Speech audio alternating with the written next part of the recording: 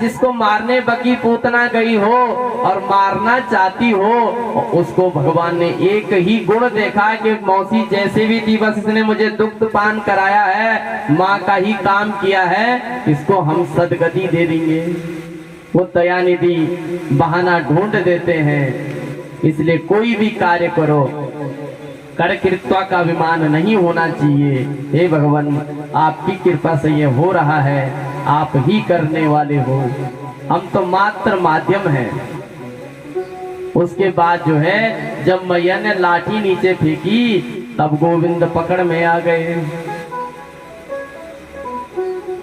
भगवान बंद गए। सुखदेव जी कहते हैं कि हे राजा परीक्षित, लो कर लो दर्शन। उसके बाद भगवान धीरे धीरे बड़े हुए और भगवान ने कहा हमें गायों के साथ में गोचारण करना है, तो आज इनका नाम गोपाल पड़ा।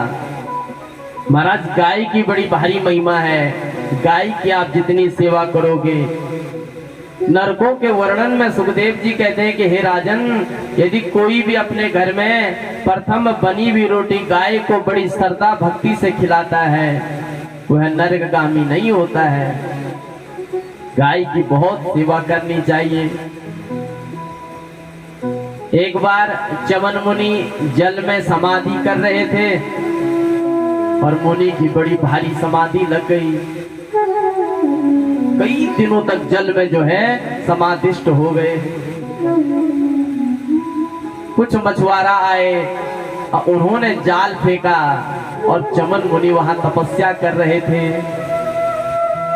चमन मुनि उनके जाल में फंस गए और जब उन्होंने भार खींचा तो देखा कि ये तो ऋषि हैं। जितने भी मछुआरे थे सारे डर गए ऋषि को देखकर। चमन मुनि ने कहा कि डरो मत, ये तुम मछलियां पकड़कर करते क्या हो? उन्होंने कहा महाराज, हम मल्लाह हैं, मछलियां पकड़ते हैं, अपना जीवन व्यापन करते हैं। जो मछलियां पकड़ी जाती हैं उनको बाजार में बेच देते हैं। लेकिन हमको क्षमा करना, हमें नहीं पता था कि आप जल में तपस्या कर रहे हैं। चमन मुनि ने कहा कि कोई बात नहीं, अब जब तुम्हारा नियम है कि तुम्हारे कांटे में जो चीज फंस जाती है तुम उसको बेचते हो, तो हमको भी बाजार में बेच दो। अब वो सब एक दूसरे के मुंह पे देख रहे हैं कि बाबा को कौन लेगा। लेकिन मुनि ने कहा तुम्हारा नियम है, नियम टूटना नहीं चाहिए, तुमको हमको बेचना ही पड़ेगा। अब वो ले गए ऋषि को बाजार में रख दिया। अब कोई ऋषि की तरफ देखे ही ना, क्यों लेना किसी ने ऋषि को। वहां का जो राजा था उसका एक नियम था कि जिस दुकानदार की जो वस्तु नहीं बिकेगी उसको हम खरीद लेंगे। बहुत अच्छा राजा था, प्रजा का सुख चाहता था। जब राजा श्याम के टाइम गया, उसने पूछा किसी की कोई वस्तु हो जो न बिकी हो। उन्होंने कहा महाराज और तो सब कुछ बिक गया, लेकिन ये चमन मुनि जो फंस चुके हैं हमारे कांटे पे, और इन्होंने हमें विवश किया है कि तुम हमको बेच डालो। महाराज आप इनको ले जाओ, अपने महल में रखो, आपका भी काम बन जाएगा, हमारा भी काम बन जाएगा। राजा ने कहा कि हाँ ठीक है, बढ़िया बात है, ऋषि हमारे राजमहल में रहेंगे। चमन मुनि ने कहा कि राजन, हमको खरीदने से पहले हमारा मोल उचित लगाना। राजन ने कहा कि गुरुदेव आपका मोल कौन लगा सकता है, लेकिन अब समस्या ऐसी है कि आपका मोल लगाना पड़ेगा, तो मैं 10,000 स्वर्ण मुद्राएं देता हूं और आपको खरीद लेता हूं। 10,000 स्वर्ण मुद्राएं सुन के जो मछुआरे थे वो उछल पड़े। लेकिन ऋषि ने कहा कि राजन हमारा बस इतना सा मोल। गुरुदेव क्षमा करें, आप कहो तो 50,000 स्वर्ण मुद्राएं आपको खरीद लूं। अरे महाराज, जो मछुआरे थे वो एक दूसरे के मुंह पे देखने लगे कि अरे वाह। ऋषि ने कहा कि राजन हमारा मोल ढंग से लगाओ। कहा महाराज आप कहें तो आधा राज्य इनको दे दूं। ऋषि ने फिर भी नहीं माना। कहा महाराज पूरा संपत्ति मैं इनको दे देता हूँ, मेरे पास में जितना राज्य पाठ है सब इनको ही दे देता हूँ। ऋषि फिर भी नहीं माने और जो मछुआरे थे वो सुन के बेहोश हो गए। अब राजा जो है चरणों में गिर पड़ा, कहा महाराज मेरे राज्य पाठ के अलावा मेरे पास में कोई वस्तु नहीं है, मैं क्या दूं आपको, किससे खरीदूं। ऋषि ने कहा कि ये तो तुम पता करके आओ। राजा फिर कहीं गए, उन्हें पता लगा।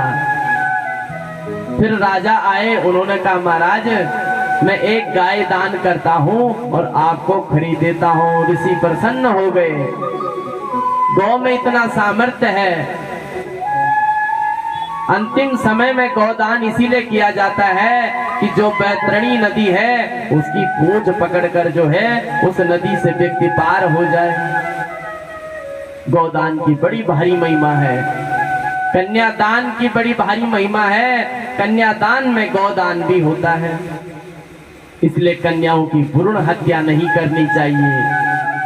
जीवन में आप कुछ भी पाप धुल सकते हो, लेकिन ब्राह्मण हत्या, गौ हत्या और कन्या की हत्या का कहीं भी पाप नहीं धुलता है। आप अपने भाग्य से नहीं लड़ सकते हैं। बहुत सारे लोग जो है भ्रूण हत्याएं कर देते हैं। भगवान की कृपा से जो प्रसाद मिलना होगा वो मिलना ही मिलना है। आप कितना छेड़छाड़ करोगे प्रकृति के साथ, कहां तक कर सकते हो, कितने कन्याओं की हत्या कर सकते हो। यदि आपकी किस्मत में कन्या ही लिखी होगी तो कोई क्या कर सकता है। इसलिए कन्या और बालक में कभी भेद नहीं करना चाहिए। हो सकता है कि जिस कन्या की तुम हत्या कर रहे हो, भ्रूण हत्या गर्भ में, वही अंत समय में आकर तुम्हारी सेवा भाव से समर्पण करे। क्या पता अंत समय में वही तुम्हें जल पिलाए। पुत्र का सुख यदि जीवन में होगा तो अवश्य होगा, और नहीं होगा तो बिल्कुल भी नहीं होगा।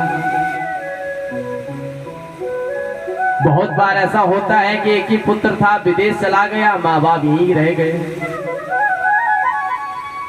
इसलिए गोविंद का प्रसाद मानकर, भगवान का प्रसाद मानकर जो है कन्याओं की हत्या नहीं करनी चाहिए। खूब उनको पढ़ाओ, खूब उनको लिखाओ, अच्छे अच्छे जो है पढ़ाई लिखाई में उनको पारंगत करो। ग्रह पूजन जब बालकों का करते हो तो कन्याओं की भी ग्रह पूजन करने चाहिए। बहुत सारे लोग कन्याओं के जन्म दिवस नहीं पूछते हैं। ग्रह सबके होते हैं, कन्या के भी ग्रह हैं, बालक के भी ग्रह हैं। इसलिए जो है भेद नहीं करना चाहिए। जीवन में जो होता है भगवान की अनुकंपा से होता है, और हमारे जो प्रारब्ध होता है उसी के अनुसार यह सब होता रहता है। इसलिए जो है गाय की, कन्या की बड़ी भारी महिमा है। इसीलिए तो हमारे यहाँ कन्या पूजन किया जाता है, गाय का पूजन किया जाता है, ब्राह्मण का पूजन किया जाता है। दक्षिण भारत के लोग तो कन्याओं से पैर तक नहीं छूने देते हैं। तो कन्याओं की बड़ी भारी महिमा है। वो तो साक्षात देवी हैं, आगे जाकर वही भगवतियां बनती हैं। इसलिए सत्कर्म ही करना चाहिए, भगवान का प्रसाद मानकर जीवन में खुश रहना चाहिए। जीवन में खुश रहने से बढ़कर और कोई चीज नहीं है। और मन को अगर दुखी करोगे तो उससे भी कोई फायदा होने वाला है नहीं। दुखी होने से तो और दुख बढ़ेगा, और चिंताएं बढ़ेंगी। इसलिए चिंता नहीं करनी चाहिए, चिंतन करना चाहिए, भगवान का भजन करना चाहिए। उस समय मन को दूसरी तरफ लगा दो, कहीं और मन को ले जा लो, क्योंकि मन के कारण ही सुख और दुख दोनों प्राप्त होते हैं। अब महाराज बड़ा सुंदर जो है कार्तिक का महीना आ गया, दीपावली आ गई, अमावस्या तिथि थी, और उसमें एक दिन जो है मैया ने बहुत सारे पकवान बनाए। जब कन्हैया को खुशबू आने लगी तो रसोई में गए, मैया से पूछा, अरे मैया ये तो क्या बना रही है? मैया ने कहा चल हट यहाँ से बाहर जा, अपने बाबा से पूछ। मैं यहाँ किचन में रसोई में बहुत बिजी हूँ, मेरे को यह सब कार्य करने दे, मुझे परेशान मत कर बेटा, समय नहीं है। आज तो जय जय है जाएगी, आज हम पूजा करेंगे और मुझे फटाफट इतने सारे पकवान बनाने हैं और भी बहुत सारे काम करने हैं। तेरे जितने भी प्रश्न हैं, जो भी तुझे पूछना है अपने बाबा से पूछ ले। कन्हैया ने कहा अरे मैया बता तो ले, ये जय जय कौन है? मैया ने कहा कि तू जा बाबा से प्रश्न कर, मुझे फुर्सत नहीं है, अपने बाबा से पूछ ले। अब कृष्ण कन्हैया जी नंद बाबा की गोद में बैठकर पूछने लगे, बाबा कथ्यताम